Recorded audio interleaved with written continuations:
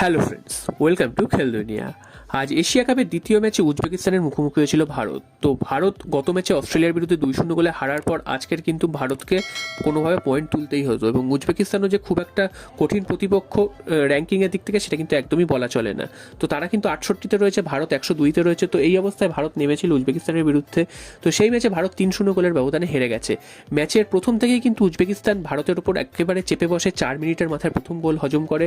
তারপর একে একে কিছুক্ষণের মধ্যে কিন্তু আরও একটা গোল হজম করে 15 মিনিটের মধ্যে 2-0 গোলের ব্যবধানে পিছিয়ে পড়ে, এবং হাফ টাইমের একেবারে ঠিক আগে 3 নম্বর গোলটা কিন্তু উজবেকিস্তান পেয়ে যায়। তো প্রথমার্ধেই 3 গোল হয়ে যাওয়ার পর মনে হয়েছিল ম্যাচ ভারতের হাত থেকে বেরিয়ে গেছে এবং ভারত কিন্তু কিছুই করতে পারবে না।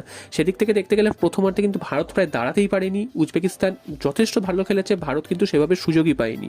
তবে সেকেন্ড হাফের পর আমরা যদি খেলাটা দেখি, তখন কিন্তু ভারত অনেকটাই ছন্দে ফিরেছিল এবং তারা কিন্তু ফিরে এসেছিল, এবং ভারত অনেকগুলো আক্রমণ করেছিল।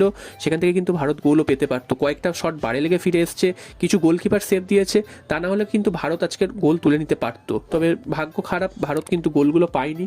গোল পেলে হয়তো একটা তুল্যমূল্য লড়াই আমরা দেখতে পেতাম, কিন্তু সেটা শেষ পর্যন্ত হয়নি, এবং 3-0 গোলের ব্যবধানেই কিন্তু ভারত হেরে গেছে। এবং অস্ট্রেলিয়ার বিরুদ্ধে ভারত ডিফেন্স করে কিন্তু অনেকটাই সমীহ করেছিল তার ডিফেন্সের জন্য। তো এই দিন কিন্তু ভারত ডিফেন্স কিন্তু একদমই ভালো করতে পারেনি। উল্টো দিকে কিন্তু এবার আজকের দিনে অ্যাটাকটা কিন্তু অনেকটাই ভালো করেছে, যার ফলে কিন্তু ভারত এতগুলো সুযোগ তৈরি করতে পেরেছে। অনেকগুলো পাস একসাথে খেলেছে, যেটা কিন্তু আগের ম্যাচে আমরা দেখতে পাইনি। বা বড় দলের বিরুদ্ধে ভারত খেলতে পারে না, খালি বল উড়িয়ে উড়িয়ে খেলেই ডিফেন্স করে। সেই মিথটা কিন্তু আজকে ভেঙে দিয়েছে সেকেন্ড হাফে, এবং সেকেন্ড হাফে কিন্তু খুব সুন্দর ফুটবল ভারত খেলেছে। এই খেলাটা যদি ফার্স্ট হাফে খেলতে পারতো তাহলে কিন্তু ভারত আজকে পয়েন্ট পেলেও পেতে পারতো।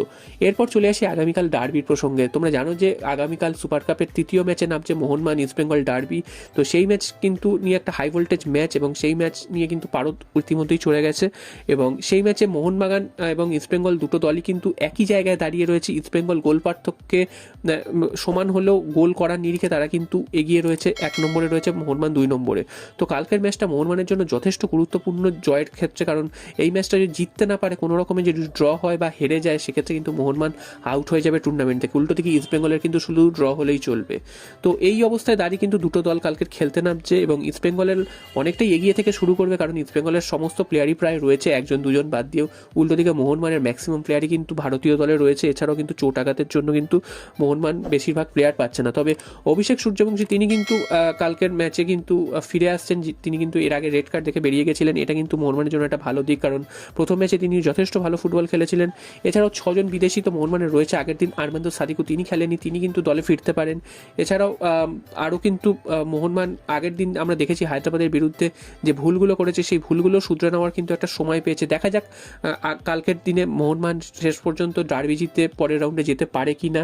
এবং তোমাদের এটাও জানিয়ে রাখি যে অ্যান্টনিও লোপেস আবাস তিনি দলের সাথে যোগ দিল। তিনি কিন্তু কালকের মোহনবাগানের কোচিং করাবেন না, কোচিং করাবেন কিন্তু ক্লিফোর্ড মেরেন্ডাই। তিনি কিন্তু প্রথম থেকে কোচিং করাচ্ছেন এই টুর্নামেন্টে, এবং তিনি কিন্তু কালকে ডার্বি ম্যাচে কোচিং করাবেন। হয়তো হাবাসের থেকে কোনো ইনফরমেশন আসবে, তবে সেই ইনফরমেশনটা কিন্তু তিনি ডাগ আউটে বসে কিন্তু দেবেন না, ম্যাচে কিন্তু কোচিং করাবেন ক্লিফোর্ড মেরিন্ডা। তো দেখা যাক শেষ পর্যন্ত মোহনবাগান না ইস্টবেঙ্গল কে ডার্বি জেতে, এবং কলকাতার ডার্বির রং কী হয় সেটাই কিন্তু দেখা যাক।